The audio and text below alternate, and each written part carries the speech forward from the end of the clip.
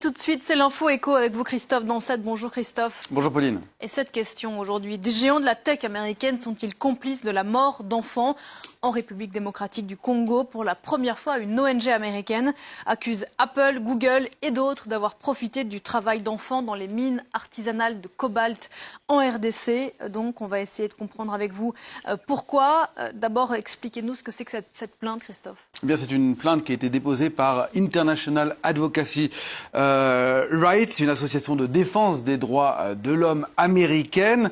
Plainte déposée il y a quelques jours devant un tribunal du District of Columbia, c'est-à-dire de Washington DC, la capitale américaine, au nom de 14 familles d'enfants qui sont soit décédés, soit très sérieusement blessés dans des mines de cobalt en RDC. Alors, selon les plaignants, eh bien, 5 géants de la tech américaine que sont Apple, Google, Tesla, Dell ou encore Microsoft sont complices parce qu'ils ont fait appel à des entreprises dont ils savaient sciemment qu'elles favorisaient le travail d'enfants dans des conditions dangereuses. Alors, pour qu'on comprenne bien, Christophe, qu'est-ce que Apple, Google, Tesla, Microsoft ou encore Dell font en RDC et qu'est-ce qu'ils font avec du cobalt?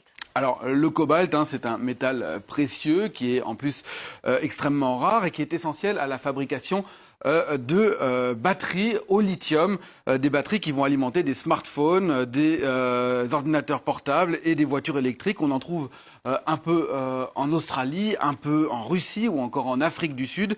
Mais la moitié environ des réserves mondiales de ce cobalt se trouve en République démocratique du Congo et plus précisément ici, dans cette région du sud-est du pays qui assure en ce moment les 3/4 de la production mondiale. De grands groupes se sont spécialisés dans la production et dans ces mines. C'est le cas de Glencore, une entreprise anglo-suisse. C'est le cas aussi de Umicore, qui est une entreprise belge, ou bien de cette entreprise chinoise qui s'appelle Zhenjiang Huayu Cobalt, si je ne me trompe pas dans la prononciation, qui travaille directement avec des mines sur place et revendent leur cobalt aux géants de la tech ou bien aux géants de l'automobile. Ils sont d'ailleurs, ces 3 groupes, largement mentionnés dans la plainte dont on parlait à l'instant. Alors Glencore, qu'on voyait à l'instant, a fait ce communiqué disant qu'il ne tolérait pas le travail d'enfants dans sa chaîne de production et respectait les droits de l'homme. Voilà, ça c'est pour les éléments de langage. Comme on dit, en réalité sur le terrain, l'exploitation de ce métal est très compliquée à contrôler.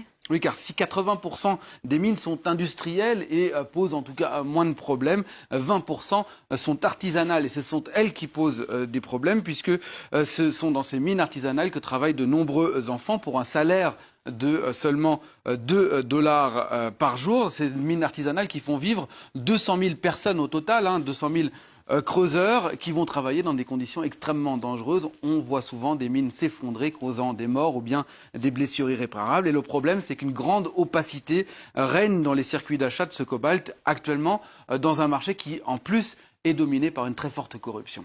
Et qu'est-ce que répondent les géants de la tech à ces accusations ? Alors tous nient évidemment faire travailler des enfants et soulignent au contraire qu'ils ont pris des dispositions ces dernières années pour tracer l'origine du cobalt qu'ils achètent, à l'image d'Apple qu'on voit ici, qui rappelle qu'il a retiré pas moins de 6 fournisseurs cette année par manque de transparence. Mais cette plainte montre à quel point des problèmes éthiques se posent actuellement et vont continuer à se poser dans les prochaines années sur ce cobalt, un marché qui a amené à croître. Il a triplé depuis 5 ans et il devrait encore doubler d'ici la fin de l'année prochaine avec le développement du marché des voitures électriques. D'autant plus que c'est un marché qui est très lucratif avec une tonne de cobalt qui s'est échangée jusqu'à plus de 90 000 dollars la tonne. C'était en mars 2018 avant de fortement chuter jusqu'à un peu plus de 30 000 dollars actuellement. Mais ça reste important. Des sommes qui ne profitent que très peu à la RDC qui reste l'un des 10 pays les plus pauvres du monde, avec un taux de pauvreté qui est de l'ordre de 70%, c'était 71%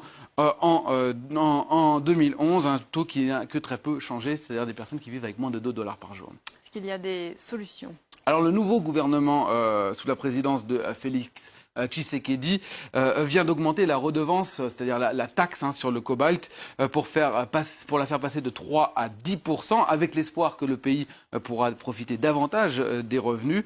Concernant la traçabilité maintenant des entreprises comme Glencore, que j'évoquais tout à l'heure, mise sur la blockchain qui permettra de connaître la provenance exacte du cobalt acheté à chaque étape de la production. y compris d'ailleurs pour nous utilisateurs qui donc avons un rôle important à jouer dans cette éthique. Effectivement. Merci beaucoup Christophe.